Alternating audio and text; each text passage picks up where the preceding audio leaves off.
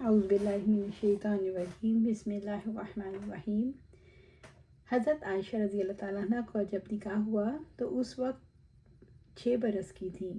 اس کم سنی کی شادی کا اصل منشا نبوت اور خلافت کے درمیان تعلقات کی مضبوطی تھی۔ ایک تو خود عرب کی گرم آب و ہوا میں عورتوں کی غیر معمولی نشو و نما کی طبعی صلاحیت موجود ہے۔ دوسرے، عام طور پر یہ بھی دیکھا گیا ہے جس طرح ممتاز اشخاص کے دماغ اور ذہنی قوت میں ترقی کی غیر معمولی استعداد ہوتی ہے، اسی طرح قد و قامت میں بھی بالیدگی کی خاص قابلیت ہوتی ہے۔ اسی کو انگریزی میں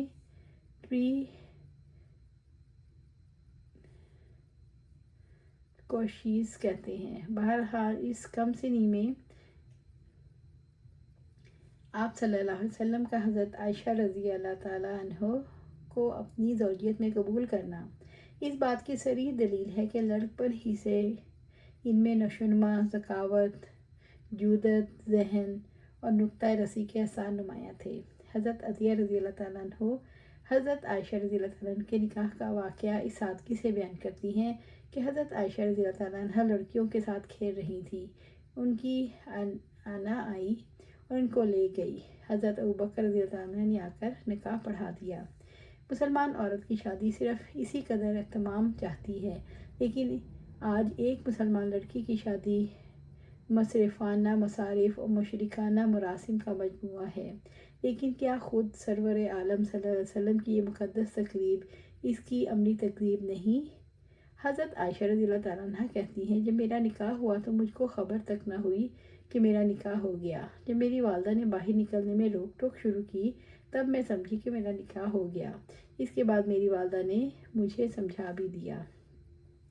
ابن سعد کی 2 روایتوں سے معلوم ہوتا ہے کہ رسول اللہ صلی اللہ علیہ وسلم نے مہر میں حضرت عائشہ رضی اللہ تعالیٰ عنہ کو ایک مکان دیا جس کی قیمت 50 درہم تھی، یعنی 10 روپے، لیکن درایتاً یہ صحیح نہیں۔ 10 روپے تو بدحیثیت سے بدحیثیت اور چھوٹے سے چھوٹے مکان کی قیمت بھی نہیں ہو سکتی۔ ابن اسحاق سے روایت ہے کہ 400 درہم مہر مقرر ہوا، لیکن ابن سعد کی ایک دوسری روایت ہے جو خود حضرت عائشہ رضی اللہ تعالیٰ عنہ سے مروی ہے۔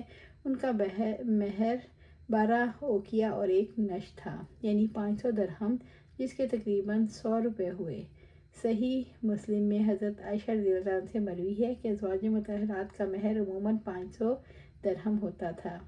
مسند ابن حنبل میں بھی خود انہی سے روایت ہے کہ ان کا مہر 500 درہم تھا۔ بہرحال مہر کی اس قدر مقدار کا مقابلہ آج کل کے زر مہر کی تعداد سے کرو جو ہمارے ممالک میں جاری ہے۔ آج مہر کی کمی خاندان کی ذلت سمجھی جاتی ہے، لیکن کیا اسلام کا کوئی خاندان خانوادہ صدیق رضی اللہ تعالیٰ عنہ سے شریف تر ہے، اور کوئی مسلمان لڑکی صدیقہ کبریٰ رضی اللہ تعالیٰ عنہ سے زیادہ بلند پایا ہے؟ حضرت عائشہ رضی اللہ تعالیٰ عنہ کی ازواج کی تاریخ میں اختلاف ہے۔ علامہ بدر الدین عینی نے شرح بخاری میں لکھا کہ حضرت عائشہ رضی اللہ تعالیٰ عنہ کا نکاح سن ہجرت سے 2 برس پہلے، اور کہا جاتا ہے 3 برس پہلے، اور یہ بھی کہا گیا 1.5 برس پہلے ہوا۔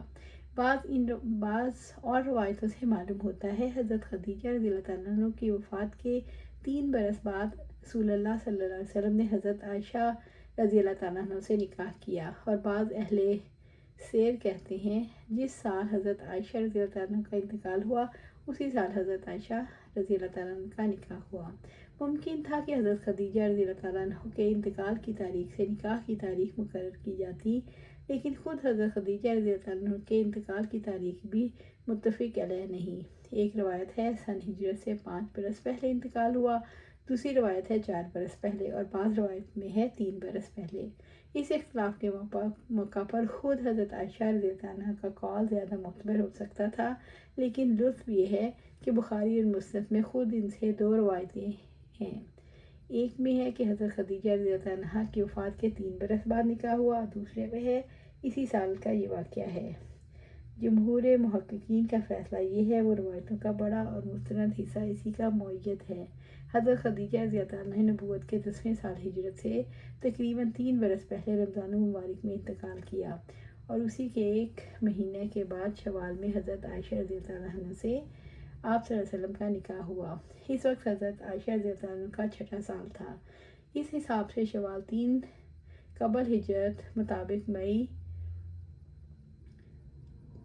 620 میں حضرت عائشہ رضی اللہ عنہ کا نکاح ہوا۔ اس سیاق میں علامہ بن عبد البر نے بھی اسی قول کی توثیق کی ہے۔ حضرت عائشہ رضی اللہ عنہ سے جو روایتیں مذکور ہیں، میری رائے میں اس میں راوی کی غلط فہمی کو دخل ہے۔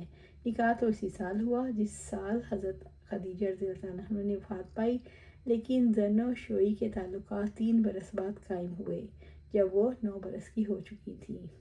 اللہ سبحانہ تعالیٰ سے دعا ہے ہمیں قرآن و سنت پر عمل کرنے کی توفیق دے، اس پر جما دے اور جنت الفردوس کے اعلیٰ مقام پر اپنے پاس خیر عطا فرمائے۔ آمین یا رب العالمین۔